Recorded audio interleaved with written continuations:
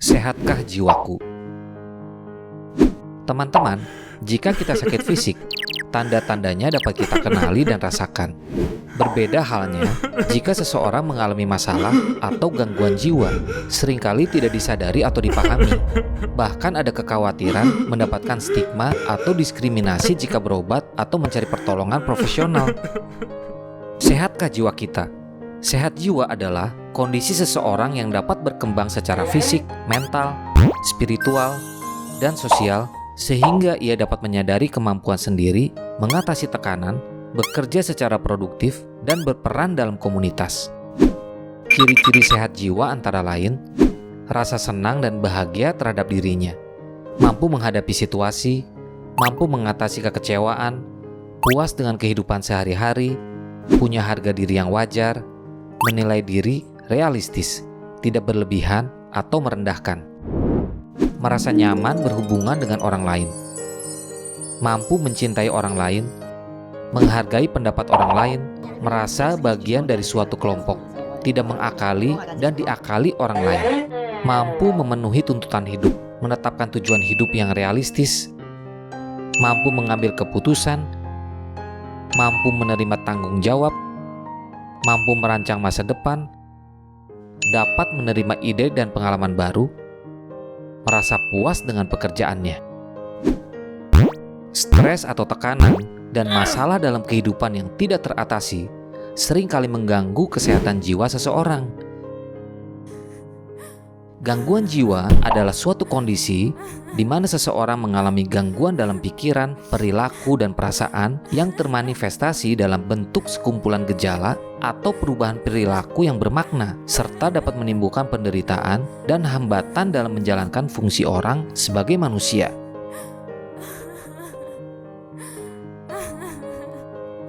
Gangguan jiwa biasanya tidak diakibatkan penyebab tunggal, tetapi terdapat beberapa unsur yang saling mempengaruhi atau kebetulan terjadi bersamaan. Data menunjukkan bahwa jumlah penderita mental illness di Indonesia adalah prevalensi orang dengan gangguan jiwa berat, skizofrenia atau psikosis sebesar 0,18%. Prevalensi depresi pada penduduk usia di atas 15 tahun sebesar 6,1%. Prevalensi gangguan mental emosional pada penduduk usia di atas 15 tahun sebesar 9,8%. 1.800 kematian karena bunuh diri pada tahun 2016. Menurut data BNN, tahun 2017, 24% penyalahgunaan nafsa di Indonesia adalah anak usia pelajar. Gangguan mental emosional mengindikasikan seseorang sedang mengalami perubahan psikologis.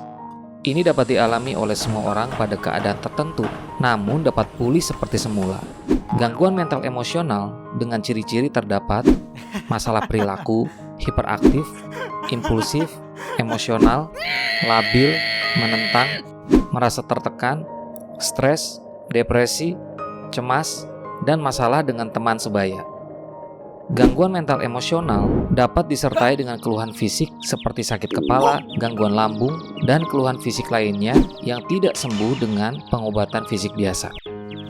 Gangguan psikotik dan skizofrenia ditandai antara lain perilaku aneh, pembicaraan tidak nyambung, emosi labil dan tidak serasi, gelisah, agresif hingga tidak terkontrol, mudah tersinggung, mudah curiga, terkadang menarik diri dari lingkungan dan mengurung diri, dapat disertai halusinasi, ilusi, dan waham, serta tidak mampu bertanggung jawab.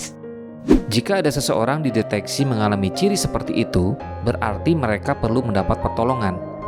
Jika diketahui dan ditangani sejak awal, gangguan jiwa dapat disembuhkan atau terkontrol dengan obat, dan dapat kembali beraktivitas dan produktif secara sosial ekonomi. Peran keluarga sangat penting dalam melihat perubahan tingkah laku, segera mencari pertolongan, dan memberi dukungan. Dukungan keluarga penting untuk kepatuhan berobat, perawatan diri, membawa kontrol ke dokter, melakukan aktivitas sehari-hari, dan menjalankan rehabilitasi. Ingat, jangan mengambil kesimpulan sendiri. Gangguan jiwa lain yang tak kalah penting adalah penyalahgunaan nafsa. Nafsa singkatan narkotika, psikotropika, dan zat adiktif lainnya. Masalah gangguan penggunaan nafsa, suatu pola perilaku di mana seseorang menggunakan obat-obatan golongan narkotika, psikotropika, dan zat adiktif yang tidak sesuai fungsinya. Kebanyakan, penyalahgunaan nafsa dimulai dari coba-coba karena ikut-ikutan teman, kemudian berkembang menjadi untuk bersenang-senang, lalu menjadi kebiasaan yang pada akhirnya menjadi ketergantungan. Seseorang yang mengalami ketergantungan nafsa dapat dilihat dari perubahan emosi dan perilaku dalam kehidupannya, seperti gembira berlebihan, mudah marah, mengantuk, cemas, penuh curiga, halusinasi, lambat berpikir, dan sebagainya. Di sisi lain, apabila berhenti menggunakan, maka ia akan menimbulkan gejala sakau atau putus zat, yaitu kumpulan gejala yang timbul sebagai akibat berhenti atau mengurangi jumlah zat yang biasa digunakan. Ketergantungan nafsa dapat menghancurkan masa depan kita sendiri dan keluarga kita.